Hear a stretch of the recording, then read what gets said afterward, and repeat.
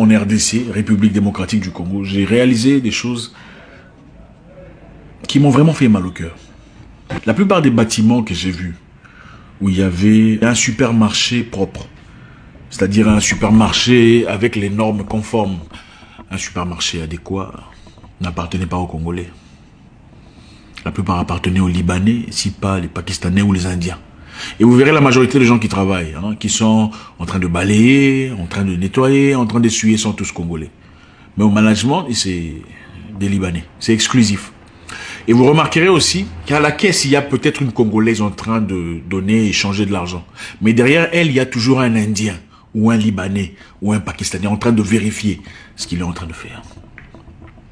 Ça fait mal de voir une population se battre chaque jour, pendant que tout ce qu'il y a de bien appartient aux Libanais. Les boîtes de nuit, les restaurants classe, tout ça, ça appartient aux Libanais. Maintenant, il y a une nouvelle vague. Il y a les Chinois qui arrivent aussi. Les Chinois qui sont là.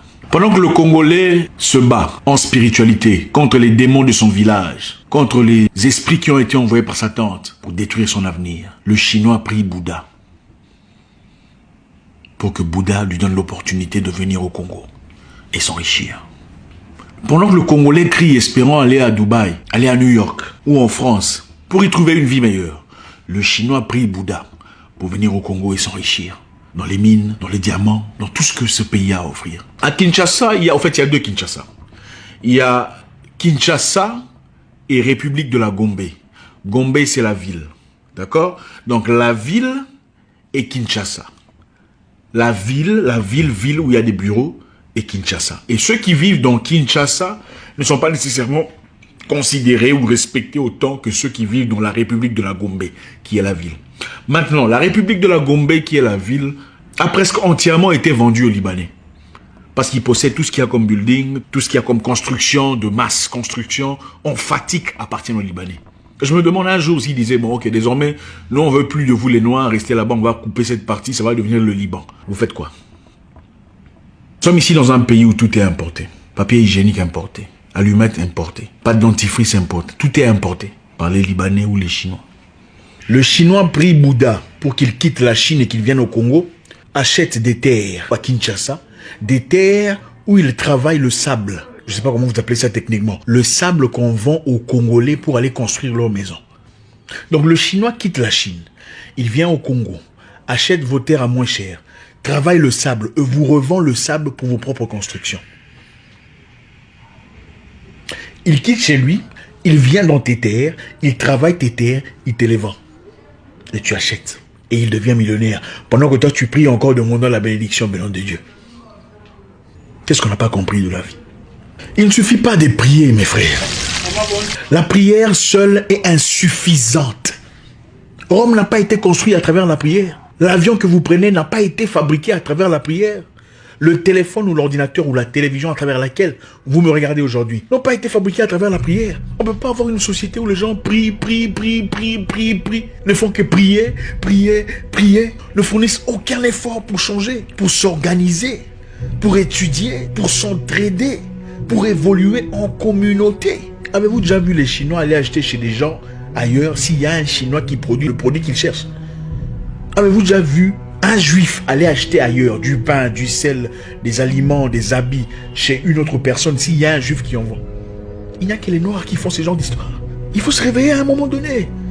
Vous avez les terres, vous avez les plantes, vous avez tout ce qui est fertile, vous avez les sables. On vous fabrique les sables pour vos propres constructions. On a déjà été bénis. Vous êtes déjà bénis.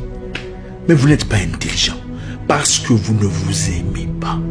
C'est aussi simple que ça. Quand il n'y a pas d'amour, il y a la comparaison, la compétition en tout et pour tout.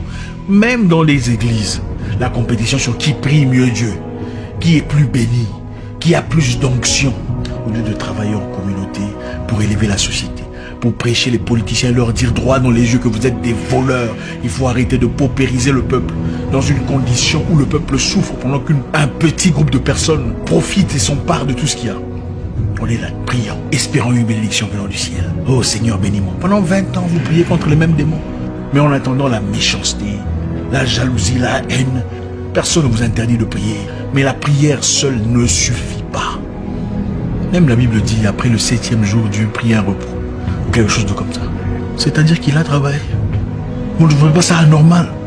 Vous avez tout ce qu'il faut, mais on fabrique tout pour vous. Tout. On fait tout pour vous comme des enfants. Ça ne vous étonne pas qu'on vit dans une société où aujourd'hui, on est obligé d'attendre à ce que l'aide vienne d'ailleurs.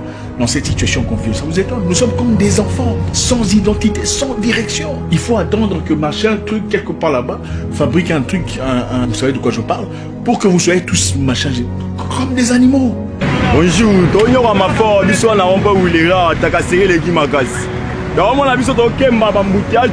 qu'est-ce qui nous est arrivé?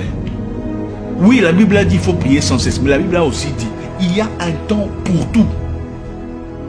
Il y a un temps pour réfléchir, sans nécessairement réfléchir dans la spiritualité. Tout n'est pas spirituel, les amis. Pourquoi vous ne priez pas pour faire vos enfants? Il faut passer à l'acte, n'est-ce pas? Pourquoi vous ne priez pas pour que vous soyez rassasiés? Il faut passer à l'acte. Quand vous puez de la bouche, pourquoi vous ne priez pas pour que la puanteur parle? Il faut brosser sa bouche.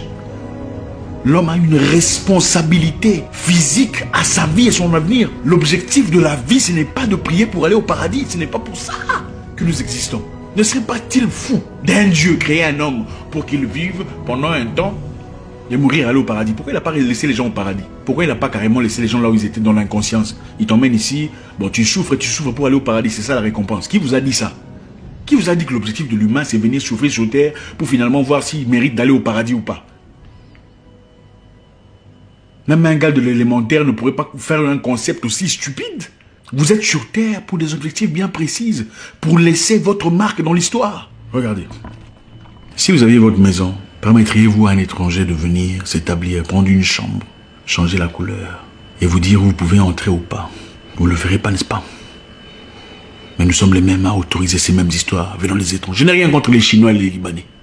Mais j'ai tout contre cette mentalité africaine d'abandonner ou de délaisser leurs propres responsabilités entre les mains d'autres personnes.